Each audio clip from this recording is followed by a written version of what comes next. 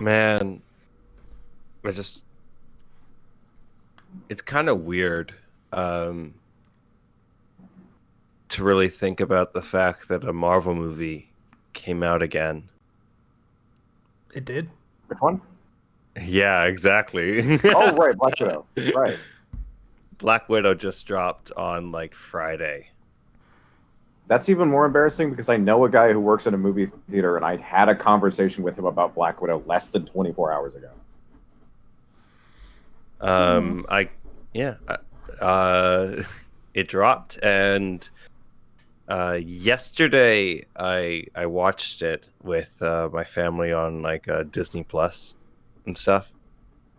Because my dad put in a new sound system into our family room, and now it's really like movie theater like, I guess. Nice. Plus, it was during lunchtime, so we ordered Del Taco and had like tacos and burritos while watching Black Widow. Oh, it sounds great. And I gotta say, that movie wasn't bad. I enjoyed it.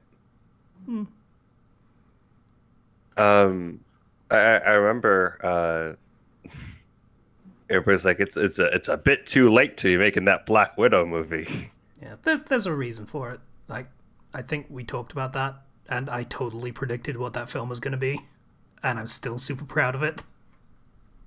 And you know what? I like the approach they took with this. And I think everybody's going to really like the one of the new characters that they're showing off, which is the Red Guardian, who is played by the police sheriff from Stranger Things. Oh, nice. Always good to see a familiar face. And for those who don't know, the Red Guardian is basically the Russian super soldier equivalent to Captain America. Yep, because the whole Black Widow thing was Russian to start with. And he's hilarious. He's such a loser.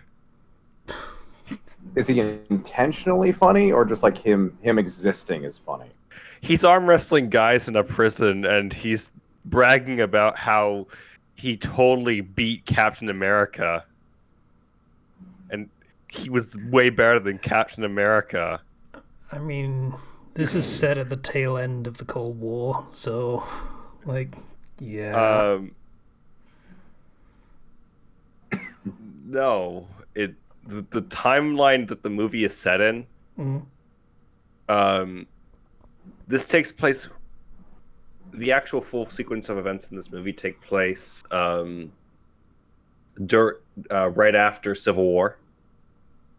Really? I thought this was supposed to be like set in the 80s or something, and it was like a no. It is right after Civil War when Black Widow basically goes off alone because everybody is all split up and scattered. Steve and Bucky and Tony are all fighting over there in that bunker, and Black Widow was left back there alone, so she went on the run. And she had white hair for no reason. Yeah. Well, she doesn't. She gets the white hair at the end of the movie, in like a post everything type thing, but it introduces the movie doesn't start with Black Widow though. It actually starts with a bit of background of her as a kid, and we get to kind of know a bit more of her story. I don't want to say too much because of spoilers. Naturally. Just came out. So I'm just trying to maneuver around, but the members of her family, if it can be called that, are all very interesting, and there's some good character dynamics in there. Taskmaster shows up in this movie as the villain, I guess. Though I wouldn't necessarily call Taskmaster the main villain or anything, but more like a force that tries to stop her. And I thought like Taskmaster was really cool because they'll pull moves from all the different Avengers, Hmm. and that's just really fun to see. And you're like, oh, it's that character's moves. Oh, it's that character's, because they're just sitting there Okay. watching all the recordings. Okay, big question. Does someone anime style off to the side comment on whose move it is? No, I Oh, was doing thank that God. though. I was, I Okay, was fair like, enough. I was like, oh, because you see, at one point they're fighting with a shield, and then another point they grab out a bow and do a Hawkeye thing, Okay.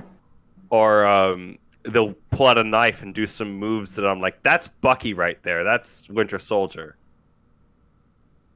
Or then they'll like have like some claws on the ends of their gloves, and they'll do like some Black Panther style stuff. So that's just really fun to see. I'm just impressed that you would recognize Bucky's moves.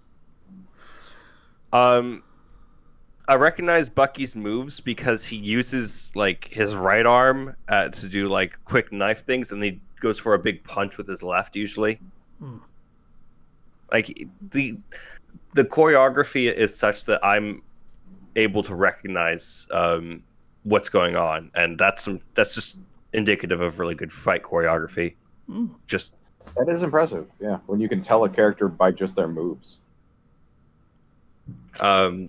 for fans of Taskmaster from the comics, you're not going to be happy. Oh. It's not the same character. Just don't go in with expectations of that. That's all I'm going to say. Just enjoy the fun fights with Taskmaster. Personality wise, is he still good in his own right as a character, or is he just a fight man person? Literally just a fight man person. There is a character there, but it is not Taskmaster from the comics. Ah, I see. Okay. I don't want to give anything else away, but You said contradictory things there. You said he's just a fight person. There is a character there. yes. And if you saw the movie, you'd understand what I mean when I say that.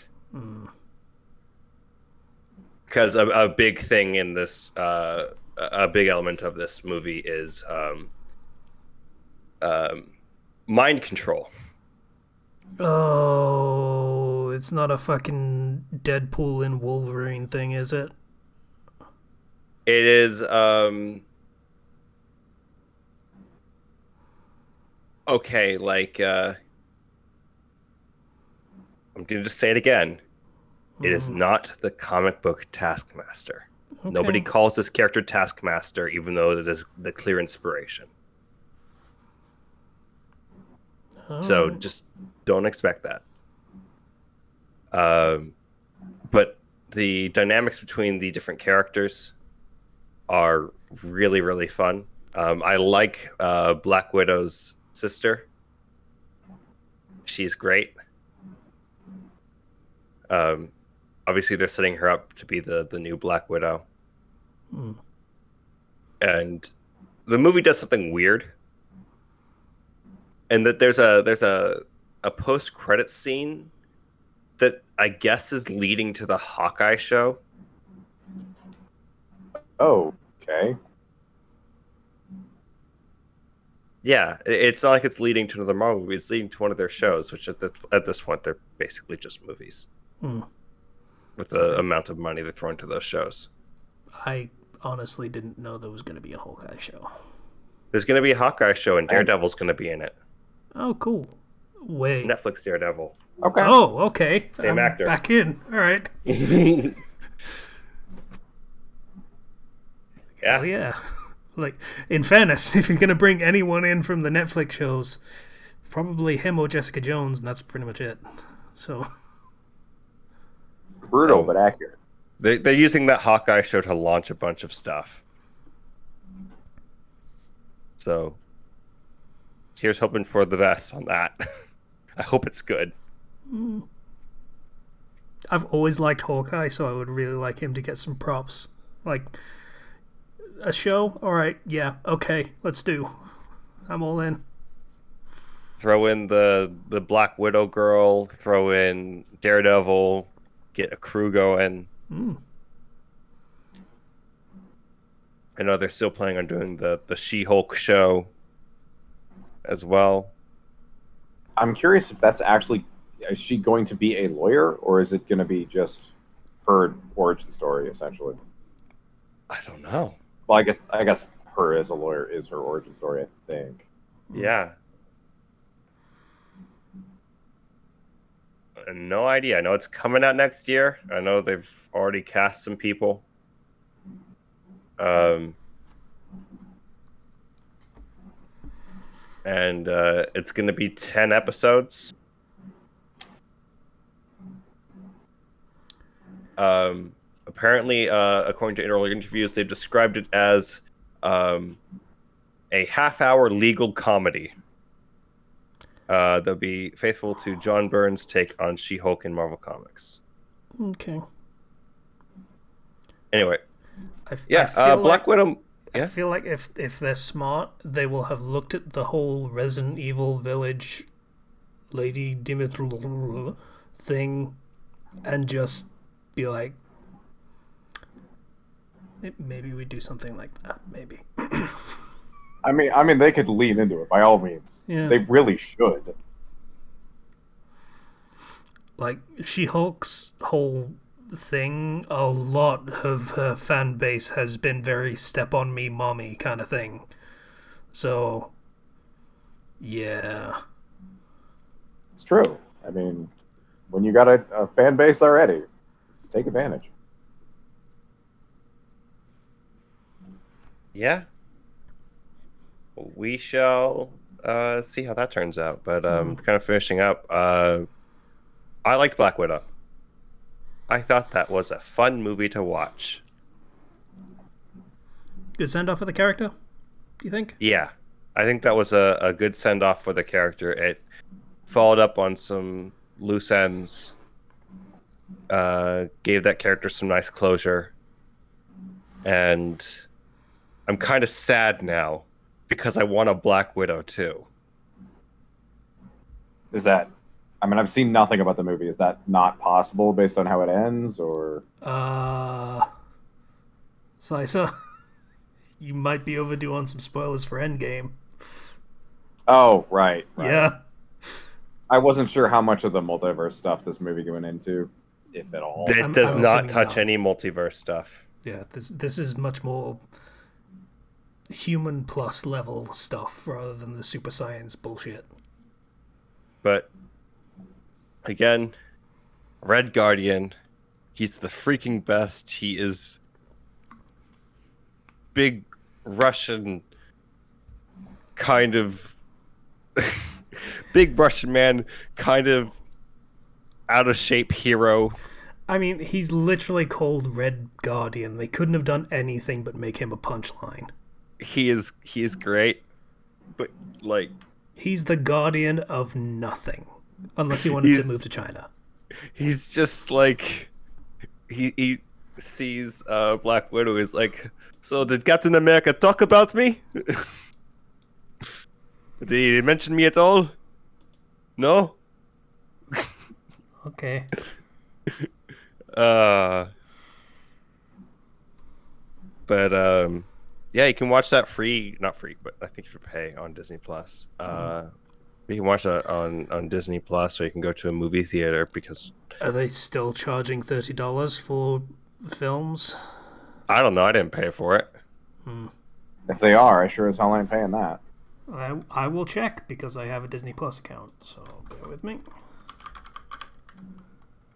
Disney Plus. Da da da da da da da da da da da da da £20. Okay, so yes, that's $30. They're still doing that. Well, I had a good time with that movie, and I might be looking at it in a better light because I've been starved for Marvel movies for a long time. Who knows? I can't tell. But I didn't That's notice understandable. Yeah, I can see that. I didn't notice any glaring issues in it. Yeah. That was the biggest thing that I did my week. I was very excited to talk about that. Well, we recorded on Tuesday, so it hasn't even been a full week. It's only been And 5 days. So yeah, I know, right? I know I Yeah. still haven't done anything. I did Oh boy. I did beat Scarlet Nexus. Yeah. I think I enjoyed playing that game. I also think I was very ready for that game to be over and hit the credits, and I'm like, oh, there we go. By okay. Let me ask you to rephrase that. By very ready, do you mean please end, or very ready as in, okay, this is about the time when it should end? Okay, so remember how I mentioned there's the persona-like elements of, oh hey, we're gonna go raise our bond level and unlock new things that we can do in battle, right? Yep. So when you first start off the game, you only have to worry about like 3 party members that you're raising that bond with. Then you get a 4th one later on, and then near the end of the game, they then add on 4 more party members from the other squad. And in Because order to you raise can your play as 2 characters from the beginning. yeah, and they each have their own squad. Yeah. And you can even, actually it's 5 because of the other player character. And in order to have bond events with them, you have to, during the standby phase between big story quests, give them presents that you can get. They can synthesize from the different parts that you of like monsters and everything that you've found and records from exploring areas. You can also build bond by bringing party members into battle with you. And sometimes the bond is locked to story progression, but it doesn't tell you. So it's like I gave this person a bunch of presents, and at the end at this point where I'm now allowed to have them at max, they suddenly rose up like a full rank pretty easily, even though I didn't really do much. And the thing that bothers me the most is you want to give a present to a character to raise that bond up so you can, have access to that cool ability they have. Here's a little unskippable cutscene every time. Every time. And it's like 15, 20 seconds where they have to say, oh, I love it. And then they have a little text box dialogue. Oh, that sounds really bad. You can't skip it. And I got like 8 party members now. And it became exhausting. Imagine, yeah. It's sounding like the intention isn't for you to bond up everyone in one playthrough. It's to bond up the ones that are on your squad and then switch to the other playthrough. Because you said that they have like different plots effectively until they come together. Yeah, basically. But I wanted to be able to use all the different powers as much as possible. Especially because once you get duplication, once you raise it up high enough, you create 3 of you when you do regular attacks. And then that can stack with other powers like electricity, which fires off like ranged lightning blasts every time you strike. So then you just become a wave of death. Which is really fun. But I definitely felt fatigue towards the end of that game from the repeating enemy types and the repeating encounters as well. Like, there's not as many bosses in that game as I would like. Yeah. because they'll throw in like this awesome boss fight, and you're like, yeah. And then I go through a chapter, and it's like, okay, is there going to be boss fight here? No. Go through another chapter. Boss fight here? No. Boss fight? No. Boss fight? Yes. Oh, cool. But it's a shame because I saved up all these different things, and I'm leveling all these things, and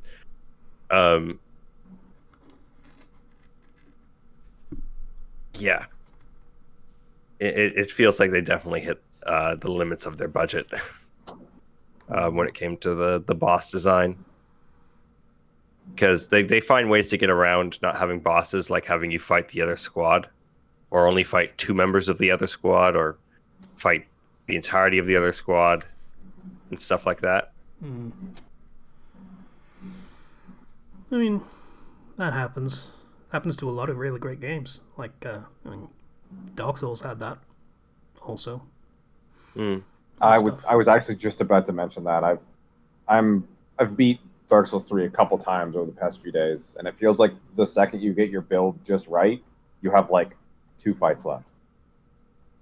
Yeah, Due to I the, was more talking about like how the entirety of Lost Izalith was completely just let's put together all the assets we have and just fucking toss them down because we are out of money. Man, we need some enemies for this area. Let's just throw a bunch of dragon asses here. That'll work. It felt like there were more repeat bosses than there were unique ones. That's Which really not great. is frustrating because some of those unique bosses then become normal enemies that you're fighting. And so I'm like, when am I going to fight the new thing? Yeah, And then Dark Souls did that too. And then Kappa I don't. demons. And I mean, an the enemy other ones. becoming or a boss becoming an enemy is pretty standard for a lot of games, and I'm actually supportive of it for the most part, as long as there's good enemy variety to begin with. Because like I know the Souls games have always had a problem where the big boss is just armored guy. you Armored have 4 or 5 different types of enemies that each have, I say 4 or 5, it's probably closer to like 6 or 7, but each of them have different variations. Like, oh, this one is of the pause type, but this one has a weak point over here, or this one does lightning attacks, you know?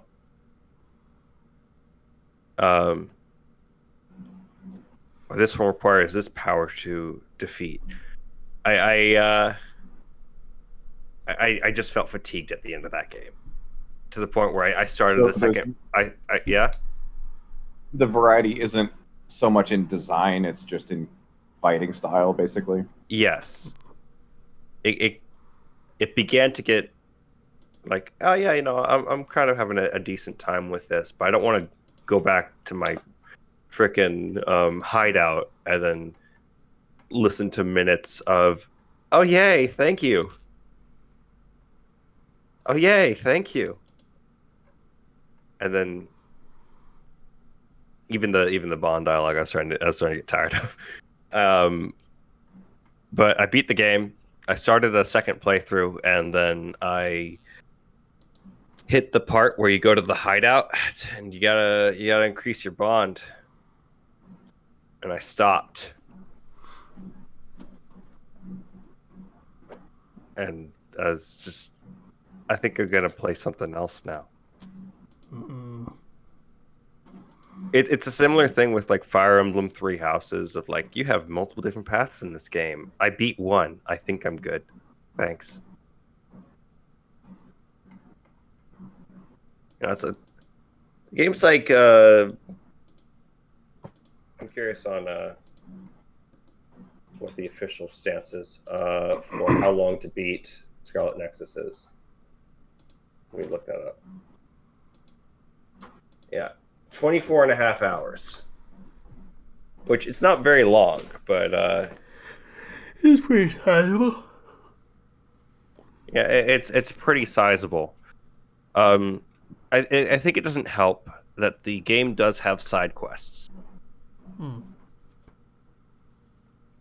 2 things about the side quests. Number 1, they don't reward you with anything good. literally anything that you can get in the side quests is something that you can just buy in the shop. Okay, Oh, that's not always a deal breaker, though. I mean, like By the end of the there's one of game, two things you want from a side quest. You want cool loot, or you want worthwhile story content that adds to the main story. okay, well, it doesn't have either of those. In that case, they're pointless. It's Yes. Dragon Age Inquisition side quests. Like, yeah, I, okay, unlock like the all the most things. Cool, thanks. You get a bit of cash. the most expensive thing in the game's store that you can get costs 15,000 of the currency, and it's a plug-in ship that you can put into your main character, which just changes some elements, and you're only going to need one of those sorts of things. By the end of that game, I had 175,000 of the currency. Yeah, game economy is always tricky to manage. Because I Usually didn't it's need not to worth buy it. anything. I didn't need to really buy anything from the store. Because if I needed healing items, the game was very generous with drops of those. Weapons, you can just upgrade your current weapons with drops you get from things, so you don't need to buy anything. The only thing that you would really spend a lot of money on are cosmetics, and even those are limited in terms of like once you have one copy of that cosmetic, it's available for all party members. And Yeah. so it's like, do you want to take this quest? Which, by the way, you can't take quests from your hideout. You gotta go out to like one of a few different areas and go talk to them manually, then accept the quest. And it's like, cool, go do this thing to like 3 different enemies. And if you do that, you get a healing item. Where you get this cosmetic that you already have unlocked that you can buy or just synthesize with materials already. So it felt like a waste of time to try and do the side quests after a while. Yeah. So I was left with either the main story or the bond elements to really go off of. And I feel like that game could definitely have used better side quests or something else to kind of break up the flow of the game a bit more. If that makes sense. yeah, absolutely. Yeah, I The mean, that's Yeah. again, that's pretty much what Nia did. It didn't really reward you with anything meaningful, but the story was always there, the writing was there, and 90% of the time, it didn't actually require the developers to create new assets for them. It was all in the writing. Mm-hmm. Like, I think one of the most extra things that they did to add as part of a side quest was re-skinning one of the standard enemy models or adding a minor accessory to them, like the machines that had the little bows in their quote-unquote hair. Like, they were just standard enemies with a bow. Or the little kid robot that was like had overalls painted on him. Like, that's like an hour's job. Mm-hmm. Well, I'm probably underestimating it, but like it's barely any work, but the work was put in ways that were cheap but effective. And, it kind of comes down to a common problem with video games, which is that writing doesn't really get any respect when it can be one of the most important things and a massive cost-saving measure. But, you know. I guess it's cheaper to have repeatable, mindless, meaningless content than it is to have single-use, worthwhile, but has a slight cost to it content, I guess. Yeah, depressing. I'll give you an example. There's a request to use the intercept feature, which is where you dodge a projectile at the last minute. You can use your telekinesis or psychokinesis rather, to mentally grab it and hit the telekinesis button to intercept and throw the projectile back at the enemy, right? Mm-hmm. So the objective is using that, defeat 3 of this enemy type. And you start doing that, and you lower their HP after you do it twice, and then your ally characters come in and then kill the enemy, and you don't get it. And the only way for that enemy to once you've cleared out the area, the only way for those enemies to spawn again is to leave the entire area and all the different zones of it, go to a completely different area, and then come back. And the reward for this is a white breastplate, which you can just get from the shop.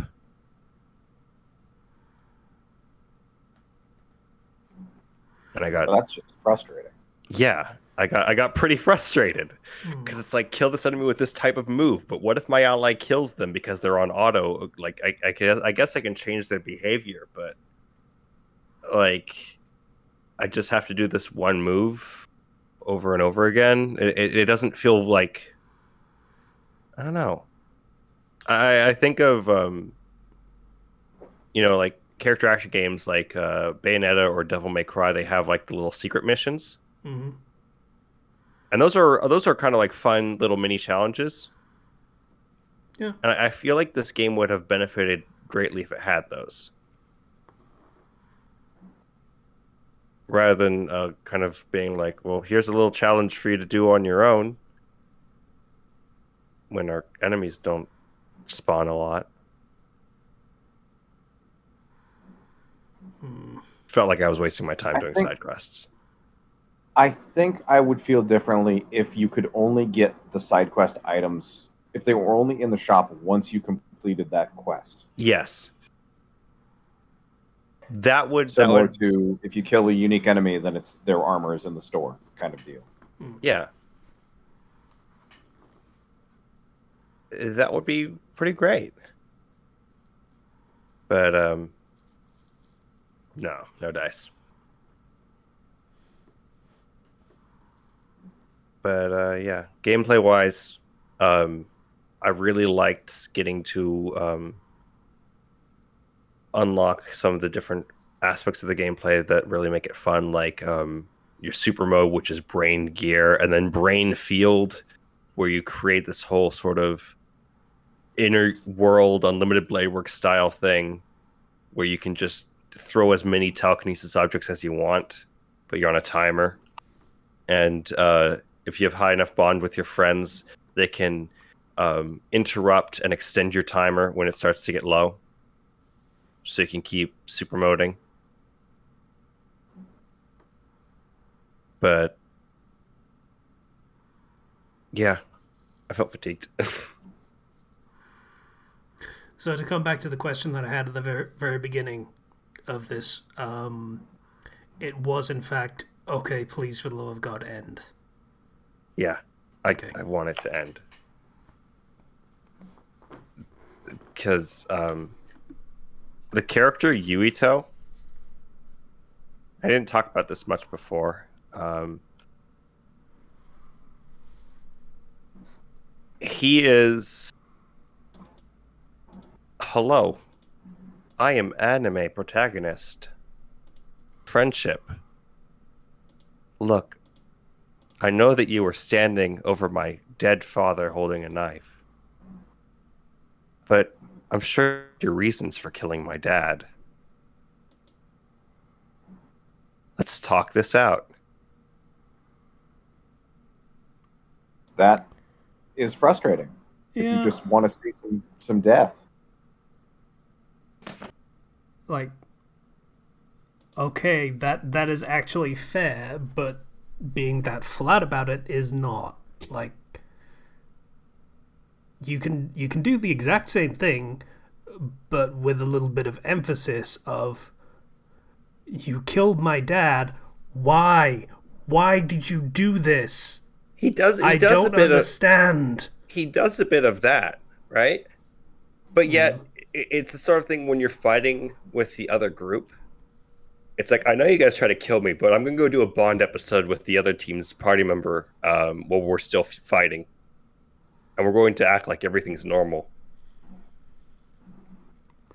And there's just this cognitive dissonance. Yeah, that sounds like video game jank of systems not meshing very well.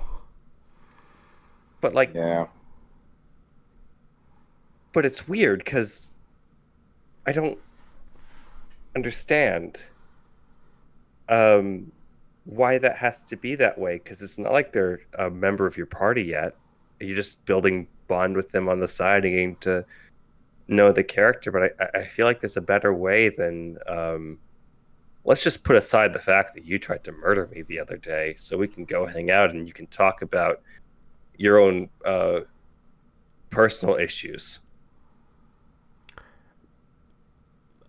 Okay, I'm going to talk about Genshin Impact for a little bit right now, because that has a very similar thing in one particular quest.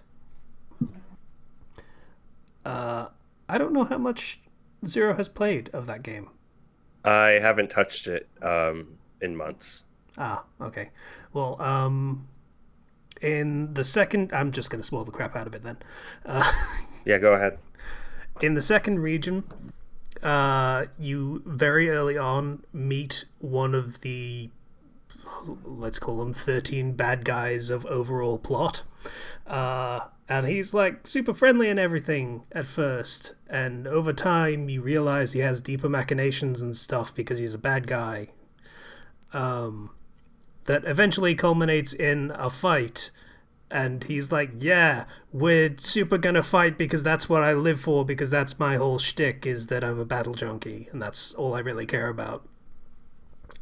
It's a cool fight. It's great fun, and made the character a little more interesting than he was before, which is saying something because he was already kind of interesting. And then that whole thing goes down, and then other stuff happens, and then it's over. And then a little while after that, they release his personal quest, which is basically you hanging out with him, trying to help him keep his cover so that his little brother doesn't find out he's an unfeeling monster that is basically a secret agent for a horrible totalitarian regime. Oh, okay. That feels like a bit of a tonal shift. A little bit. But that's the thing.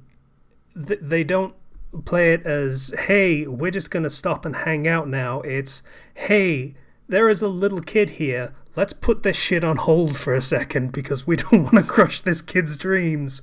Like, for something like that of, hey, we're absolutely enemies, but now we're going to be friends for a while, you need to have some justification for that. You need a reason either inside that relationship or outside it that would justify that severe a tonal shift.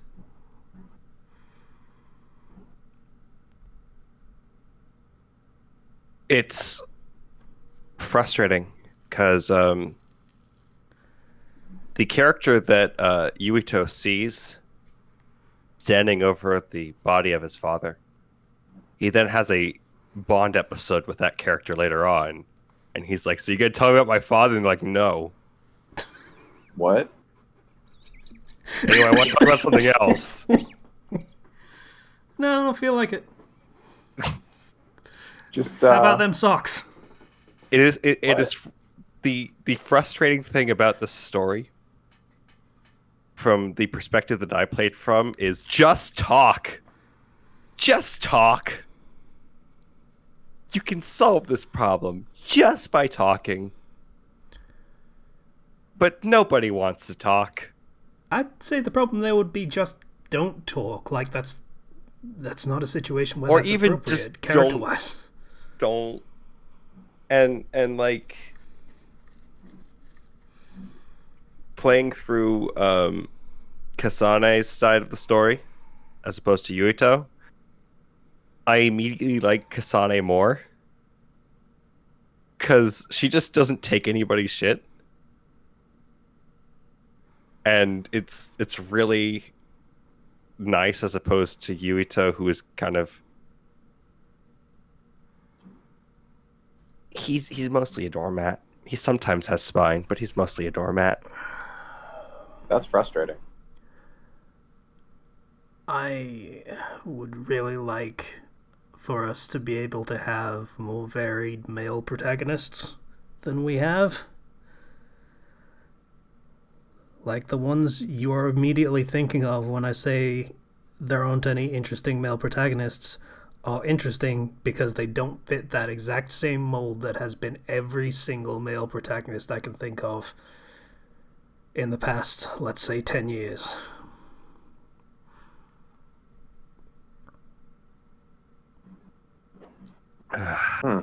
Yeah, that's a good point. But yeah,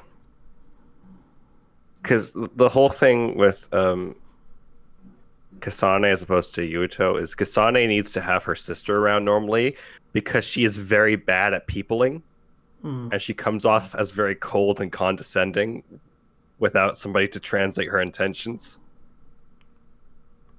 And it's kind of fun because in her squad she has Shiden Shiden Ritter, who is this obnoxious, absolutely hateable character, who is constantly insulting and who really just hates Yuito. And he's just an asshole, but like Kasane has no patience for him and is just like, I'm gonna go do the thing, whatever, follow me. And he's like, "Wah, wah." And it's a much better character dynamic than him and Yuito, and he's just, I'm going to keep insulting you, Yuito. I'm going to keep insulting you. This is my advice. And I hated him so much. But his name's Shiden, though, so who's the real winner there? That's a good point. All right, fair enough. Little on the petty side, but, whatever. I respect it. I grew to kind of almost like him, but I still hate him. And I'm glad that there's characters to kind of not take his shit and just knock him down a peg. It's the type of characters like, you haven't worked as hard as I have. It's like, oh, okay. Yeah. But that's enough of me ranting, I guess. I did start one last thing. I did start a second FGO account for memes. Oh, okay. It is a free-to-play account where I only roll on story. Okay. I wanted to go through the story of FGO again without without with knowledge of what happens later. I wanted to go through it again, and without any frustration or expectation of, oh man, I have to go there, I have to catch up for this event or something, you know? That's fair. And I mean, that's not really a concern anymore anyway, but whatever. Whatever works for you. because like I could go back and I'm like, oh, I'll just watch the cutscenes on YouTube, but that's really boring for me to just watch them. I'd rather just play through it again. I mean, it's really boring regardless, but whatever. Yeah. I felt like playing more Fate Grand Order, and I didn't have more Fate Grand Order to play. Mm. So I wanted to go back and try some things with some more memes. Mm. I'm playing as the female character this time because I didn't do it so before. And I named that change a lot. It changes a few lines here and there. And I named her Meme. Ah, I see. This is also an excuse for me to have a level 1 Georgios on my support list.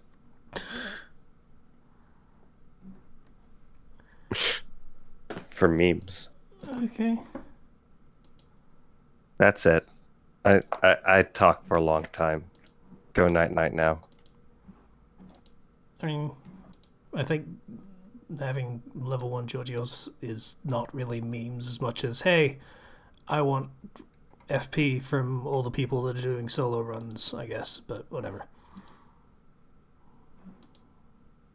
I'm going to grill Jason. Okay. You have fun with that. Oh boy.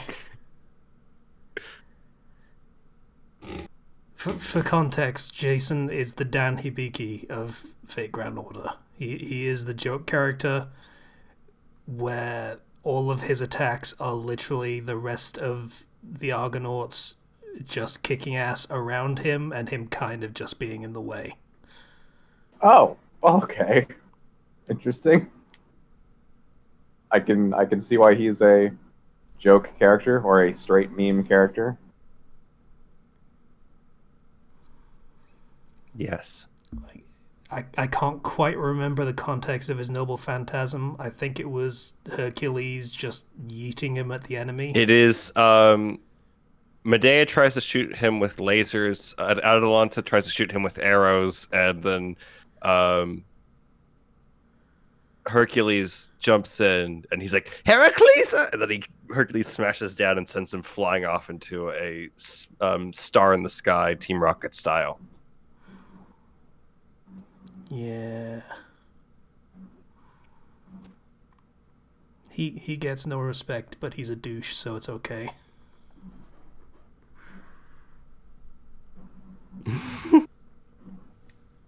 Yep.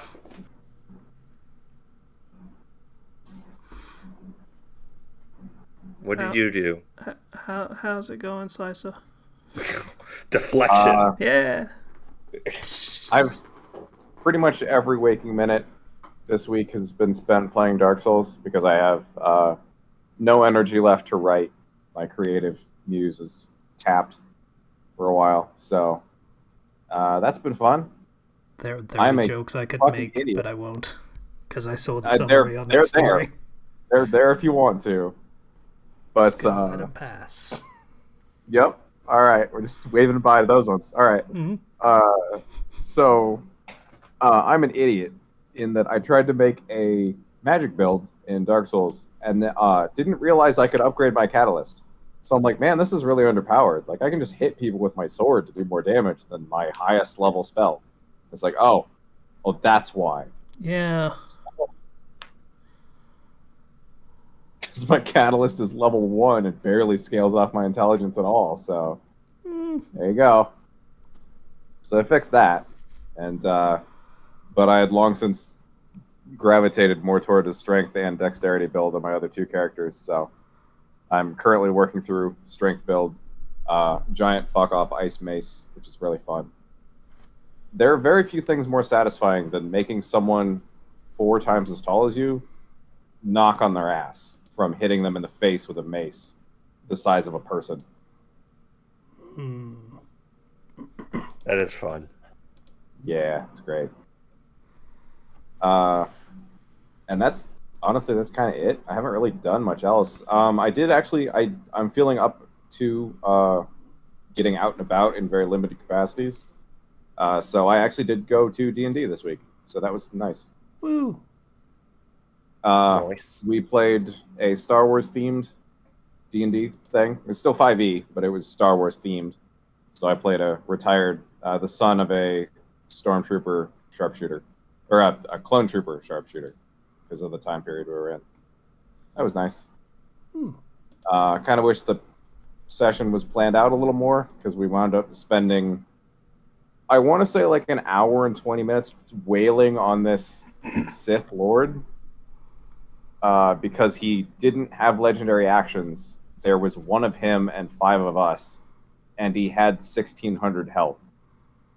Okay. That's gonna take a while. Okay. First, That's bad.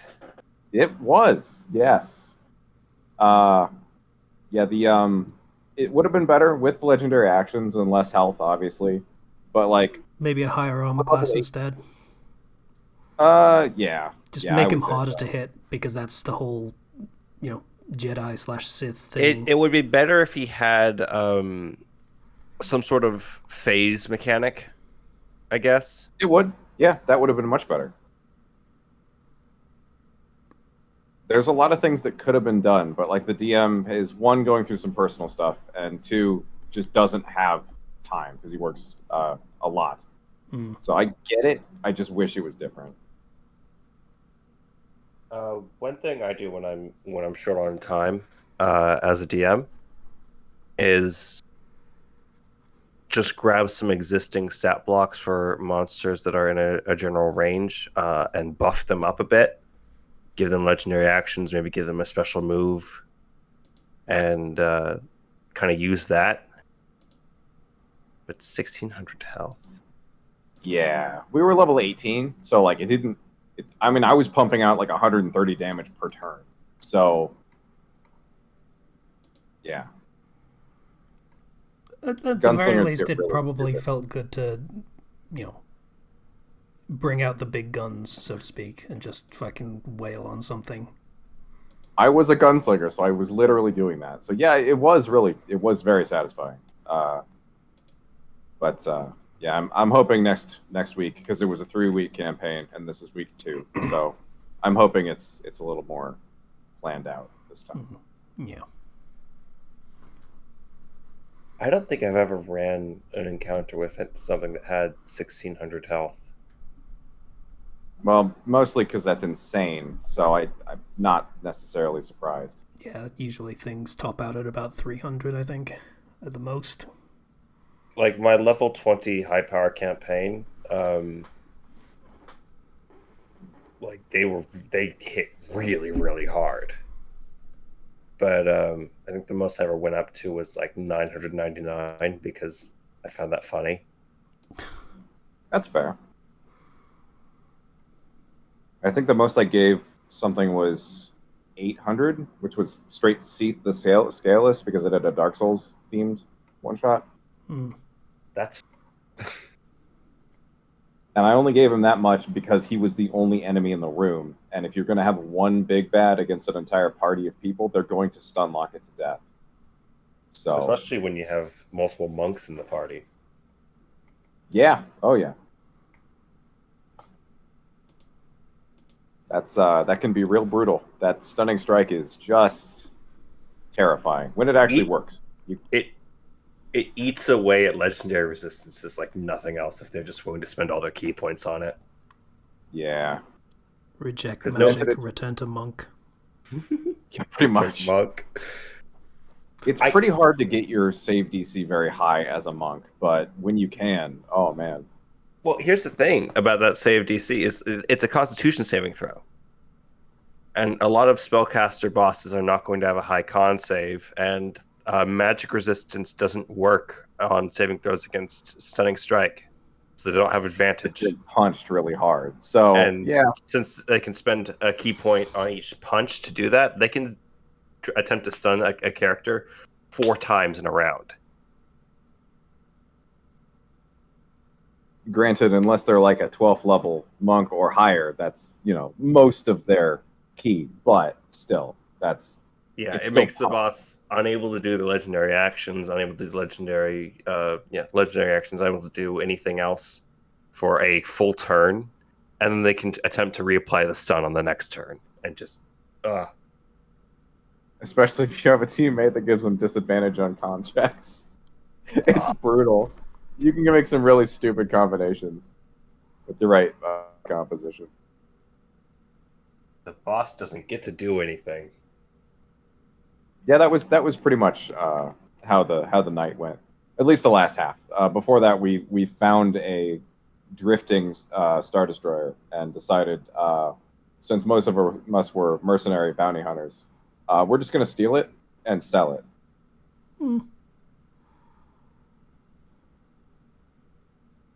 Which worked out because we did that in the end. and got the bounty for a Sith Lord. So we went from 0 credits to several billion credits in the span of a couple hours. In-universe couple hours. That sounds fun. It was enjoyable in its own way. If that was an actual campaign session, I would be a little horrified at how well we succeeded, but it's fine. That actually, I had a fun evening. That actually reminds me. I recently started a kind of just whenever anyone's available, small campaign that I'm a player in. That is literally like 2 people and a DM, and it's an evil campaign. Oh.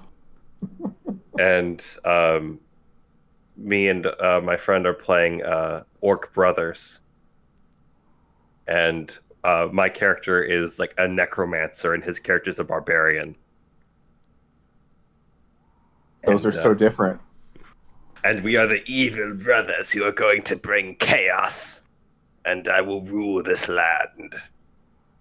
This is like actually evil or like Saturday morning cartoon levels of evil? Well, we haven't done anything super evil yet, but like we did get into town, and this town was prejudiced against us orcs. So I used the message spell because we were covered in like blood and everything, so they couldn't quite see our full identity, so they didn't know we were orcs. But we had to go shower, and it was a public shower. So I used the message spell to just simply say, "I fucked your wife," to all the different people taking a shower, and I started a fight so that we could get in and take a shower unnoticed. That's pretty great. And there was this kid who was in this brothel because of a dare, and the boys dared him to go and bring them steal the prostitute's clothes. And then my character was like, "Well, do you have any sisters?" And so we concocted a plan to steal his sister's clothes and then blame one of the people who put him up to the bet. Very just minor evil things. I appreciate that. But we'll do evil big sometime. We're level 1. Okay, that's fair. Yeah.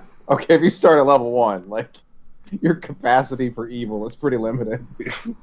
You're one step up from like Joe from down the street. Like it's Team Rocket level. We can't do anything big.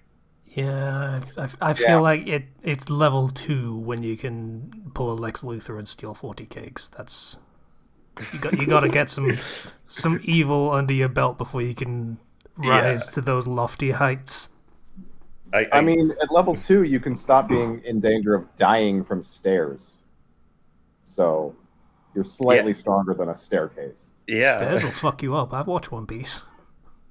Oh yeah, no, that's fair. It's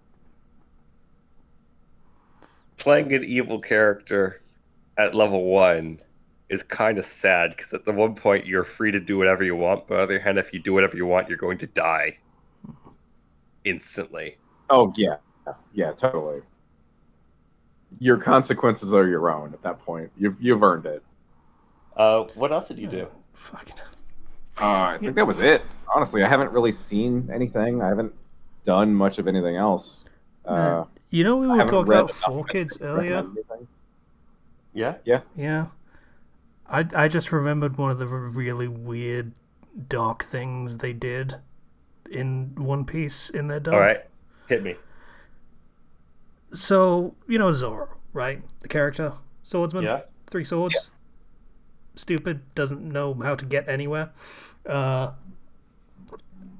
don't think people are that familiar in everyone else but me. Yeah, with One Piece. I know Zoro, chronically lost. Yeah. I've read a lot of One Piece. Okay, yeah. So his rival, Kuina, when he was a little kid, who was always better than him. Yeah. And she dies in the most anticlimactic fashion in the show, in the series. Off screen?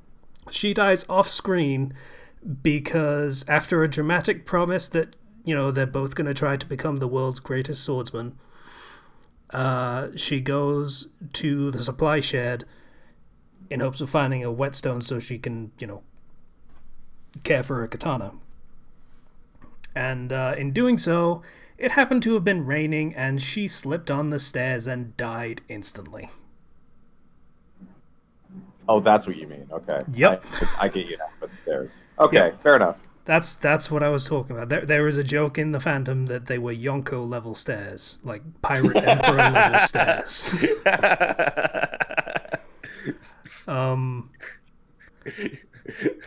Yonko level stairs. Give Shanks a run for his money. But How can Luffy ever conquer these? That's going to be the final villain. They're going to go back to East Blue. They're going to fucking check out that fucking island wherever it was, and it just becomes the looping staircase from Mario 64.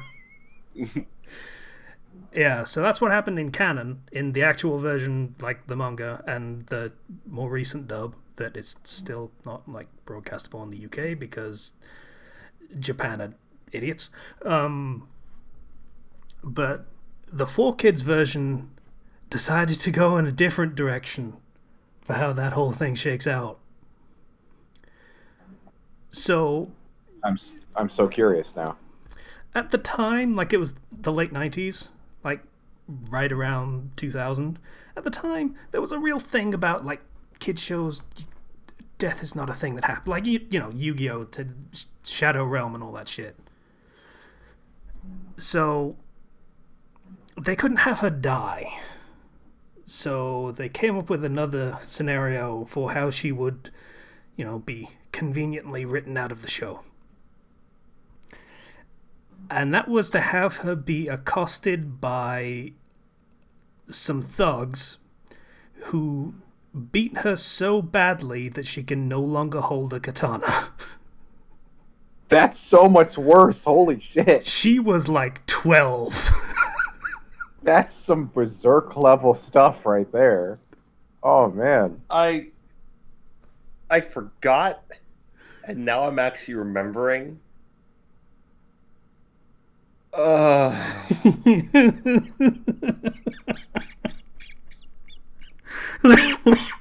Like, that's so much darker than having her just, like, die in a tragic accident is... No. Her dream is dead because some fuckheads decided to beat up a kid. A little girl. Wanted a fair fight.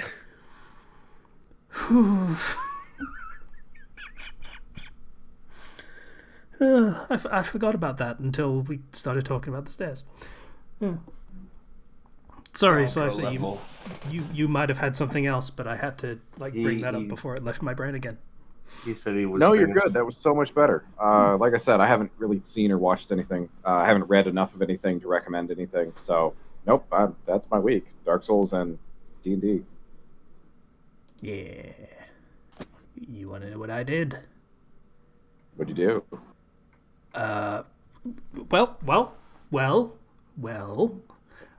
Well. I started writing again because I'm back to work. So that's cool. I have a chapter. I had a chapter that I released. Yay! It's a commission that I'd been waiting for. Probably a good 4 weeks now, but it's out. I'm back to doing them. So yay. Okay. And I played more Bloodstained because that's still a cool game, and I'm right at the finish, so I'm collecting all of the things in the game. Cool. Bloodstained. I had a lot of fun with that game. I kind of want to go back to it at some point and play through it again on New Game Plus. Yeah, it's a fun game. You unlock a power near the end of that makes traversing extremely fun. Accelerator. Yeah. Yeah, that's pretty good. I love. It's also really easy to max out. I love end game like Metroidvania stuff that's like here now the movement is just extremely fast and fluid, and I'm like, thank you. Yes, I will do that super invincible Samus dash. It's not quite invincible, but it's close. Like, it counts as an attack. So if you just dash into someone, then it will hit them, and if you're still touching them, then you'll take damage, but otherwise you won't. I was specifically referencing the actual super invincible Samus Dash from Metroid. Yeah, but I would personally argue that this is better, that it still requires skill. You can't just dash through everything and not care. Yeah, it is fun. I really love that. Oh my gosh. Accelerator. I also remember a similar move from Shadow Complex, which was also pretty cool. Just when you get all of the pieces of the mecha power armor kind of thing, and it's just like, hey, yeah, you can just walk through literally everything, or run through it if you want to use the Mac Dash or whatever it was called. It's pretty cool. I enjoyed that a great deal. Because by that point, you were doing enough damage, just running would absolutely kill anything. Well, that sounds satisfying. Yeah, it was pretty good. Now I kind of want to play Shadow Complex again. I'm in a Metroidvania mood, I guess. Well, you're in luck. There's many of those games. There are so many, but not as many good ones. That's fair. Just like there's a lot of roguelikes, but not a lot of good roguelikes. Yeah. And it really depends on what you consider a good roguelike. Like, that's also a really good point. A lot of people were like Nuclear Throne, but that game, I bounced off that game so hard. yeah, I remember talking about when I tried Enter the Gungeon, and it's just no, it's not a thing for me. Yeah, Like that's the kind I don't like. The kind I don't like is where it's like, okay, run through the game, do cool stuff. All right, you died, but you have this currency now. Okay, you can buy things from the shop. You don't get it, but you unlock it, and it can show up in your next run. That's the kind I don't like. Yeah. Isn't that the standard roguelike though? Pretty much, yeah. I prefer the roguelite version, where it's like, yeah, you died, you get currency to go back, and you can actually upgrade things. And Yeah, you've got a permanent upgrade. That's fair. I do like the combination. Yeah, you have a permanent upgrade, or versus in some games you can start with this weapon now. Yeah, which is really good because sometimes the worst part of these roguelikes is starting with this absolute crap weapon, and then it's just a gotcha roll to see if you can get a weapon that you actually like. Yeah, and it becomes a thing of, okay, I've unlocked everything in the game. 99% of it is crap. I'm just waiting for the 1% of stuff that I would actually want. Mm-hmm. Like, in that sense, unlocking things actually becomes a hindrance. Yeah. That, to me personally, which, it's very subjective opinion on this because, a lot of people like this sort of stuff, but that seems like less than ideal game design to me. Like, that seems like a thing where you're encouraging people to look at a wiki and see what's worth getting and what's not. Isaac in particular really has that problem of item descriptions just not telling you enough information, and then you grab something and it turns out this just cursed your entire run. Yeah. Whoops. Isaac has the problem of you don't know what it does until you pick it up or you look up the picture of it on the wiki. But I remember. I remember going through playing Isaac and just having the item list up in a tab, and I just scroll through it. Yep. So try and find the item, and then I did that too, and then realized I fucking hated playing it because of that, so I stopped. Yeah. Like the one thing I do really like about Isaac, though, that is controllable is the character that you play as. because that will modify how you're going to play that game and how you're going to experience that. Hmm. And I like that. And then you get to see in like Dead Cells, it's like, okay, now you can just pick your weapon that you want, and you have your permanent upgrades that also affect you. Hmm. And I feel like they hit a really nice balance with that game. Again, personally, I felt Dead Cells was almost where I wanted it to be, but was still a little too far on the um, buying things that may show up in a run kind of thing. Yeah, yeah, That was I a can agree with little you on too that. far on that side for me, so I didn't really enjoy it as much. Yeah, But it I was can still agree with you very on that. good. I can understand the appeal of that one, absolutely.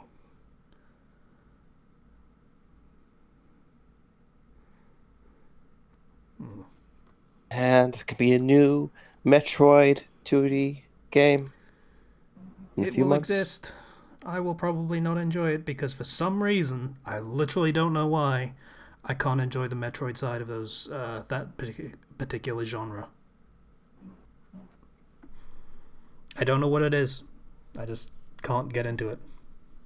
I really, Same as Zelda, I guess. It's maybe it's yeah, just Nintendo. I just don't really jive with their particular style of things.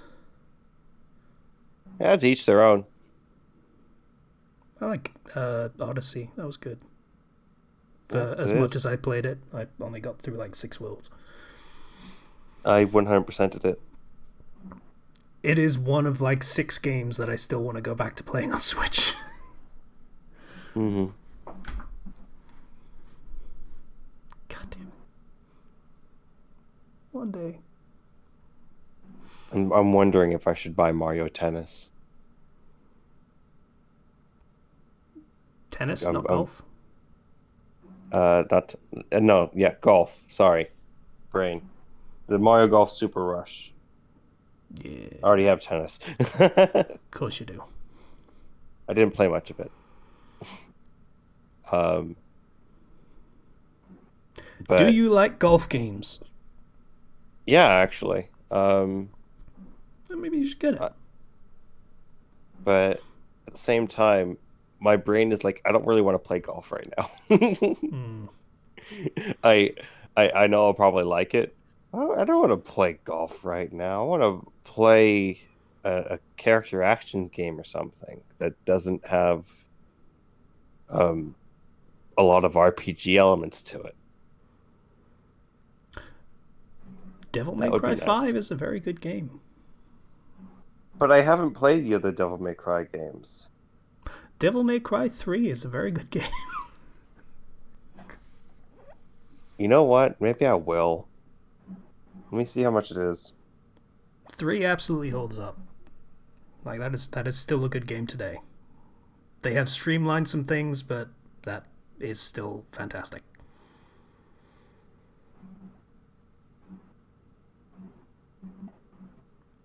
Maybe I'll I pick can up. agree with that. Yeah. I think you want the Devil May Cry HD collection Zero. That's still probably going to be the cheapest option for playing 3. Yeah,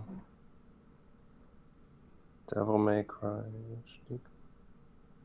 And also, if memory serves, it actually has a lot of the streamlined options, like being able to switch through uh, your styles and all your weapons as you like. Like that's a mode that they added to it, if memory serves.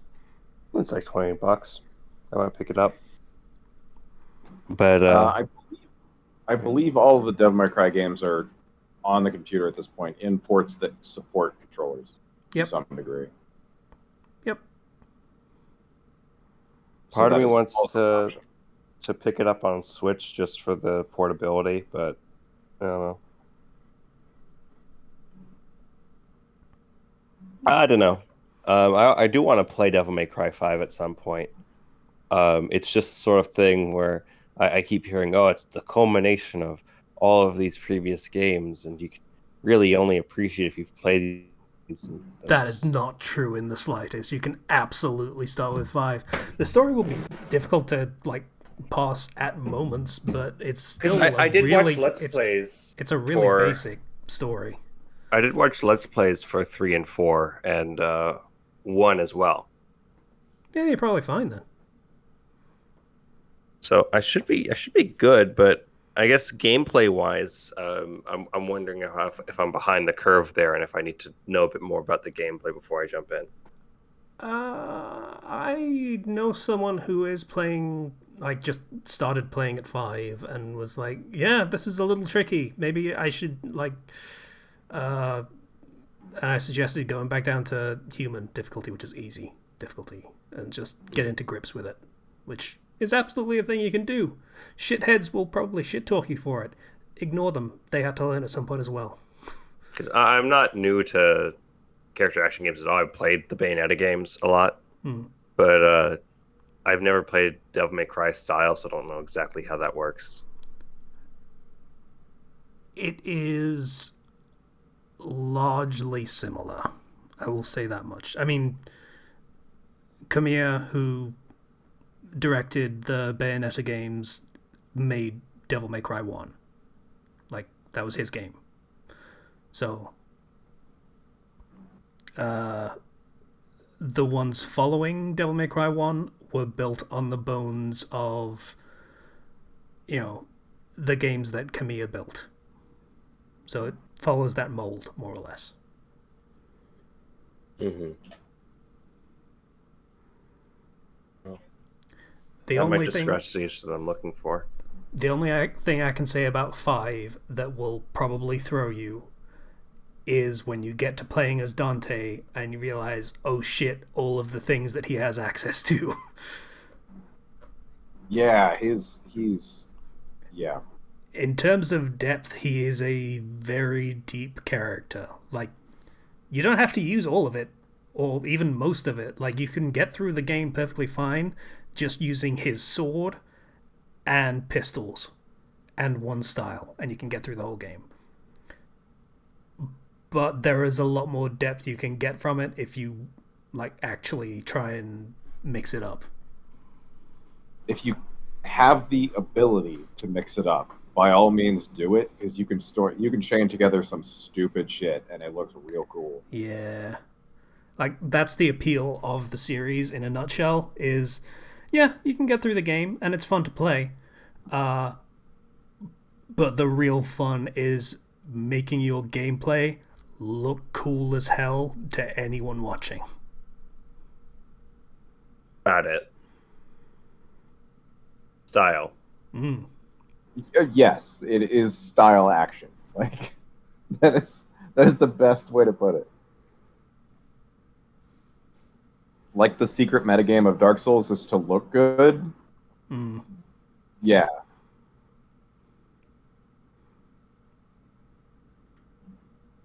Fashion Well, Souls and Devil May Style. Exactly. Mm.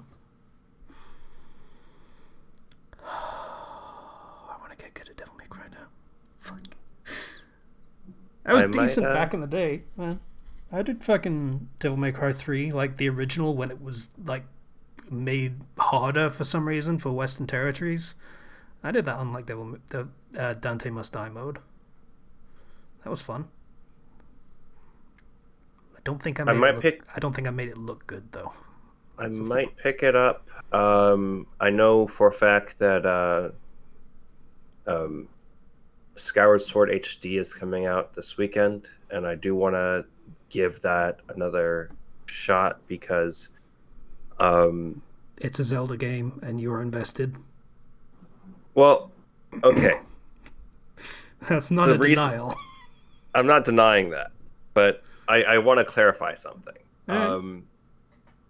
I've replayed pretty much every Zelda game that I've beaten at least once, with the exception of Skyward Sword.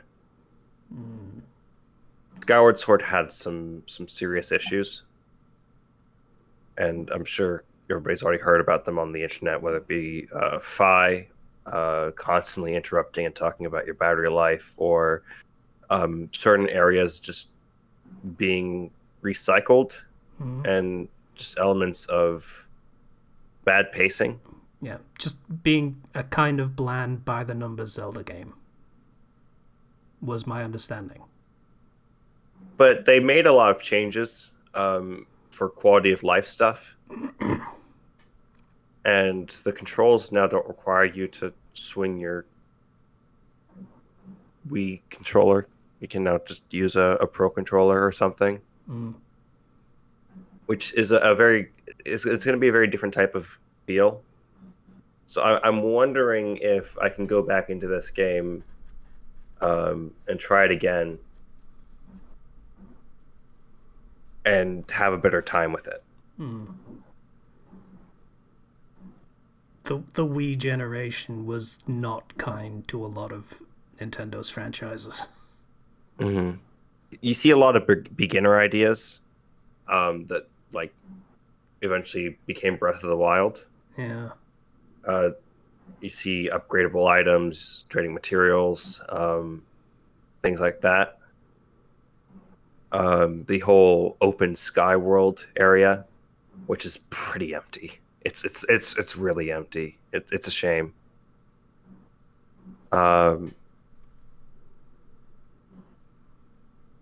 But it'll help keep me fed until Breath of the Wild 2 comes out. So, sure. I wish they would bring Wind Waker HD just straight over to the Switch because. Oh, right. That was a Wii U game, wasn't it? Yeah. Twilight Princess and Wind Waker both got remakes, and they're both now on the Wii U. And I don't want to bring out the Wii U again. No one wants to bring out the Wii U again.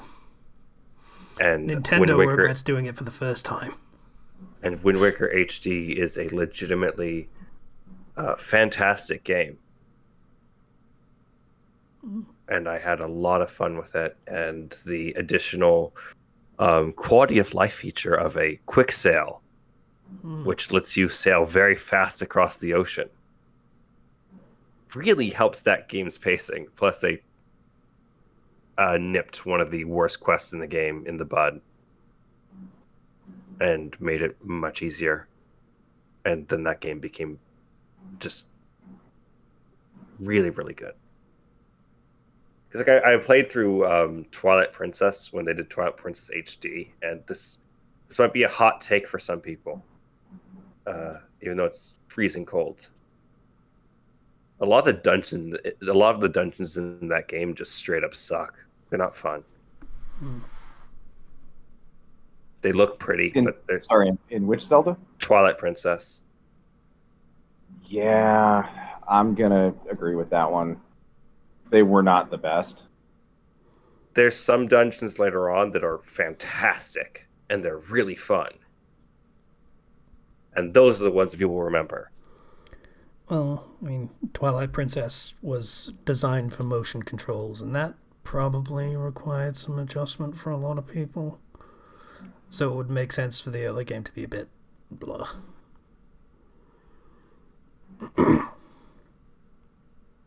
Yeah. Skyward Sword with the use the sword and strike at the specific point.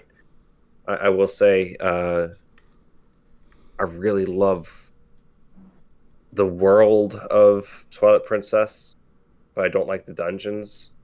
I like the story of Skyward Sword, but I don't remember the dungeons. So I need to go get that all done. Wind Waker has it all, though. That's, I think, easily one of my favorite Zelda games of all time. But I'm sorry, I went on a Zelda rant again. No, it's alright. I feel like the fact that you played it and don't remember it is pretty good reason to not play it again. But, you know. I have a poor memory anyways. Not that poor. Not when it comes to Zelda. Like, if there are parts of a Zelda game that you don't remember, I think that says a lot. I remember some of the bosses and stuff, but it was a weird Zelda game. I remember some of the areas, but some of the dungeons I'm foggy on, and yeah, you couldn't just play that game with a Wiimote either. You needed the Wii Motion Plus, which came with the there was a controller that came with the Wii Motion Plus attached that they sold with the game. Yep. Needed to put a condom on that thing. And I didn't like that. It made the game very unaccessible for a lot of people. Because while the Wii Motion Plus does improve the motion controls of that game significantly, playing that game without the Wii Motion Plus is impossible. It's just that bad at detecting the angle of the swings that you're trying to go with. So if you don't have that stupid little block that attaches to the end of your Wiimote, you just can't play the game.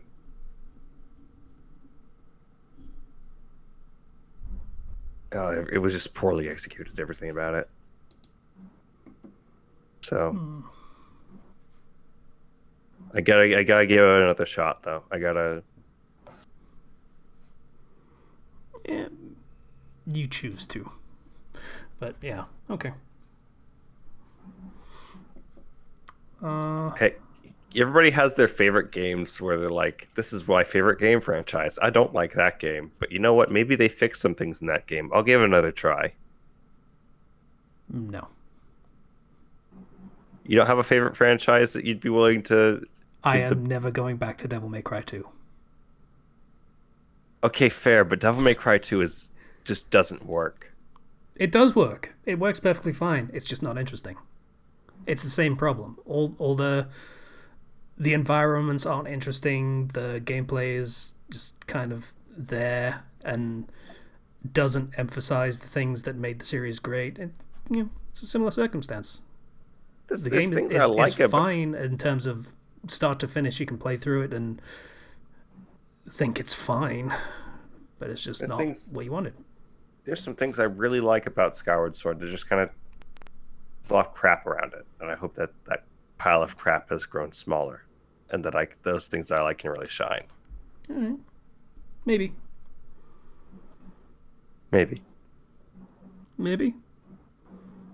Never. That's an old reference that no one will get. All right. But it was appropriate because it was a Nintendo reference. I didn't even hear what you said.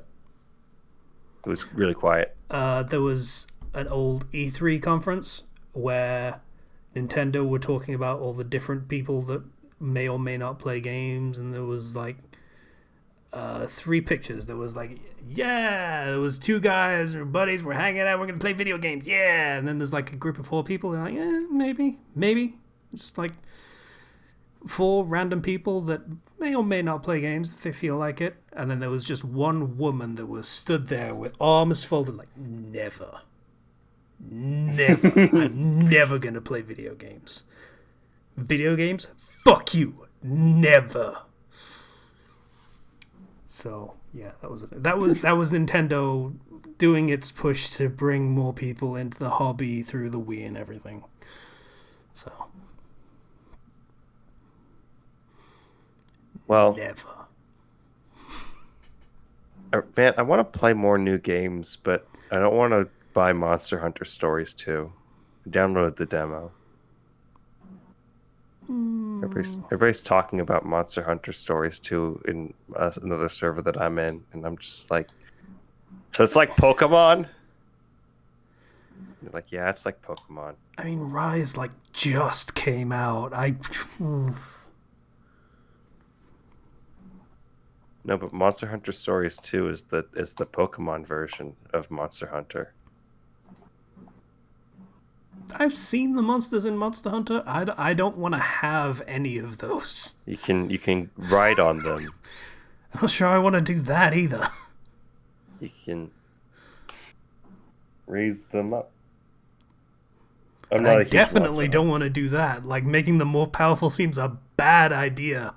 That seems like one of those fucking Pokemon fics where they're like, oh no, all these things in the Pokedex about how horrifying these things can be, they're totally true. You do not go into the fucking tall grass, kid.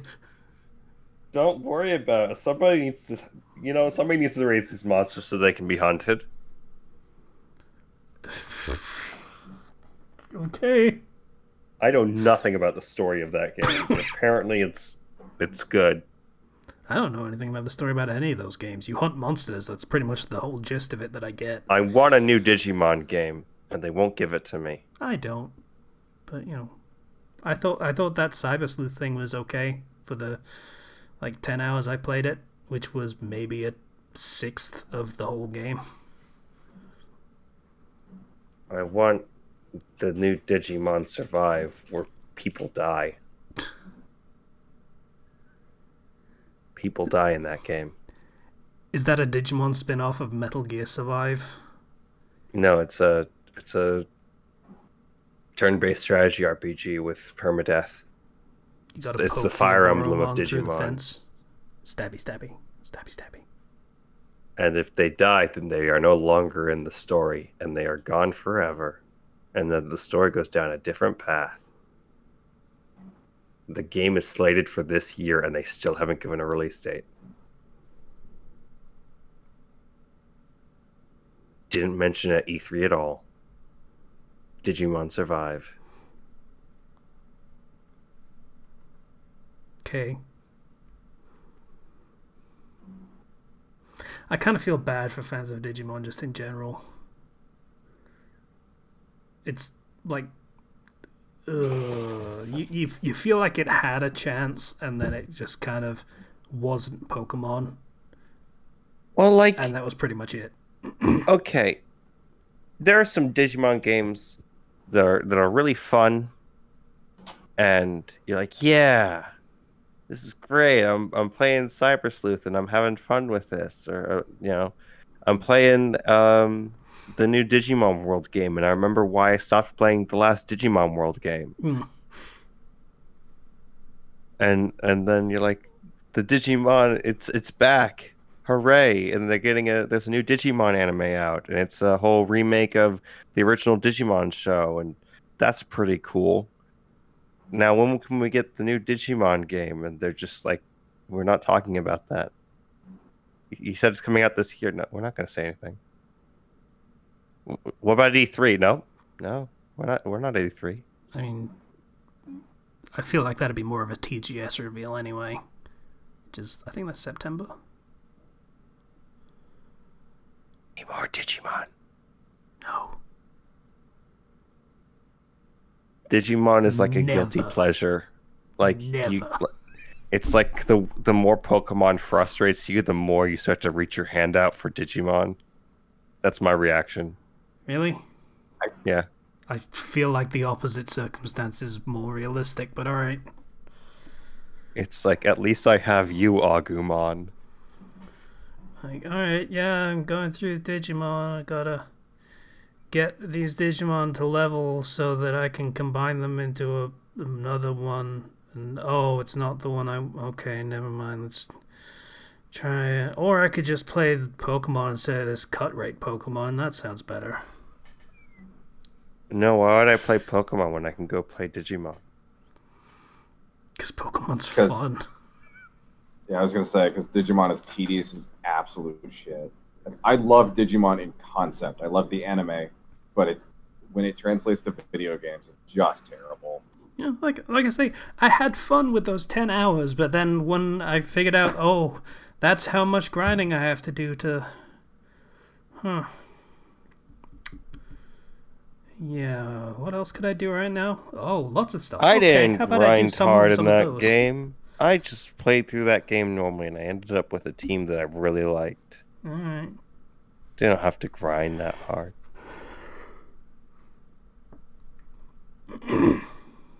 I'll still stand strong for Digimon. Digital monsters, Digimon are the champions. Is it my favorite thing in the world? No, it's not my favorite thing in the world at all. The problem with that game is it's a completionist's nightmare. Yes, it is. I'm a completionist. You will hate it. And you know why I don't hate Pokemon? Because I go in knowing I literally cannot get everything. That's fair. You want to get that special Pokemon, you can only get an event that's no longer being run, and you can't catch it anymore. Yep. Man. Not unless you trainer the game, but that kind of takes away from some of the fun of it as well. Yep.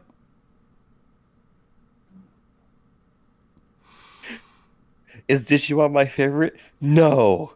But do I like it? Yeah, kinda.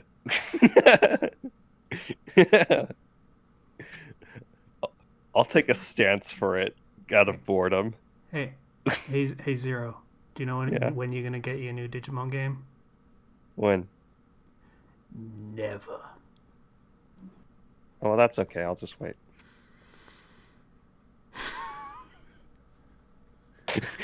I'm not too heartbroken by that if it doesn't come out.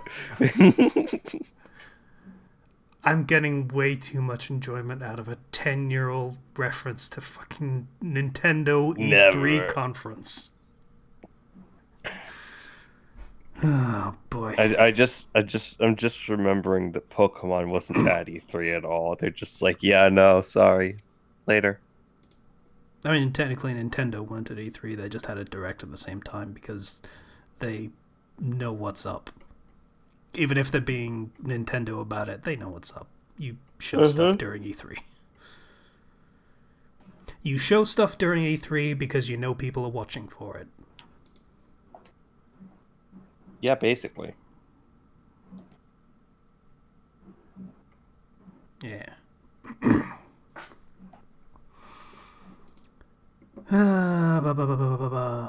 That's an episode, I think. I would say so. A while. Yeah. A lot more than I thought we were. Considering this came out 5 days after the episode where we literally had nothing and had to go on topic searches, that's went okay. Change into digital champions. Change into copyright strikes. Oh man, could you imagine like Digimon in a modern context of they're in the digital world and they're in the internet, and then you look at the internet and they're like, oh no, they're never coming back from that. Agumon pops out of your computer and he's traumatized. He went on 4chan.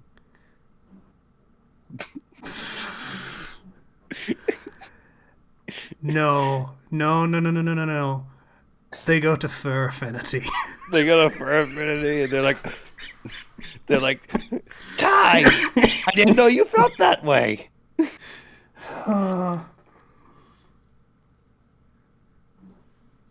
Yeah, it's super dark, but I've long held the belief that if we somehow get fantastical creatures to appear in our reality, if it's they're going to disappear in someone's basement and never be seen again.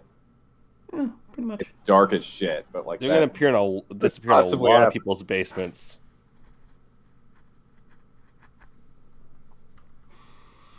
Oh. The Digimon went on YouTube and the Digimon got copyright banned, and now that Digimon can't ever manifest. Oh. So when would the copyright ban be lifted? Never. It's YouTube. Never. You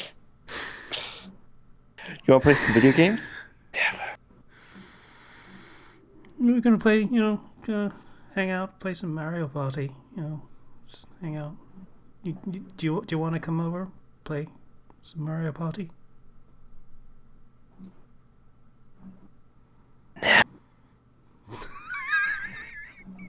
It hurts that it cut off because you were playing along. Never. Yeah, there we go. All right. I have to put more sound into it, otherwise my mic just cuts out, it doesn't catch it. So now that we've ripped off Giant Bomb's jokes from like 10 years ago for about 5 minutes, I think that's a good time to end the episode. We're ripping off somebody? Yeah. Alright. So, I blame you. Yeah, blame me. It was me fucking doing it. I don't watch Giant Bomb, so I didn't know that. Well, I wouldn't anymore if I were you. But, that's a whole sad story on its own. Are they now Tiny Bomb? It's effectively just Jeff Gerstmann and pals now. Like, all of the people that made it amazing have decided to go, except for him. Okay, so it's just, we still have this office space now. Kinda, yeah.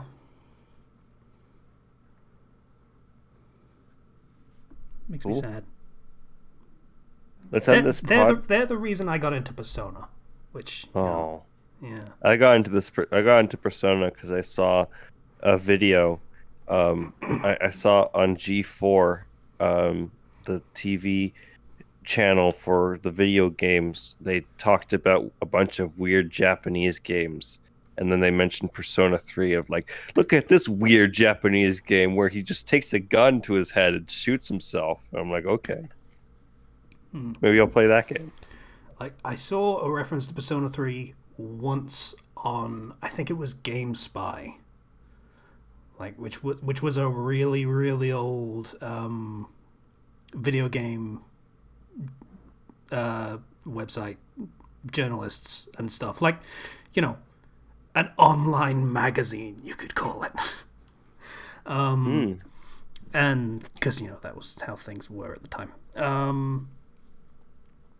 And that was just like an oblique reference to a thing I like, but no one cares about, so let's move on and talk about something else. And then I watched the first few episodes of Giant Bomb's Persona 4 Endurance Run, which was basically a proto Let's Play from 2009.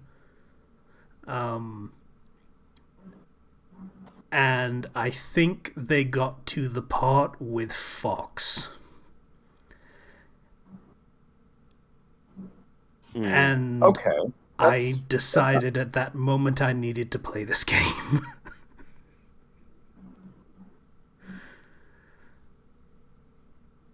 Oh, I'm sad. Well, on that note of you being sad, I I will think always have the memories. I think we should end this podcast so I can go back to watching this video, Ghost Stories Funny Clips compilation. Oh, you mean that video that everyone watched like 5 years ago? That's cool. The video that I've watched before but want to watch again because my brain is a literal sausage. You can't be together. It's not just because you're a rabbit, it's because you're black.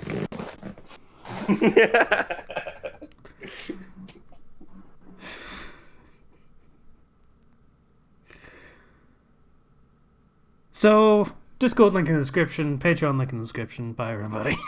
Bye. See you guys.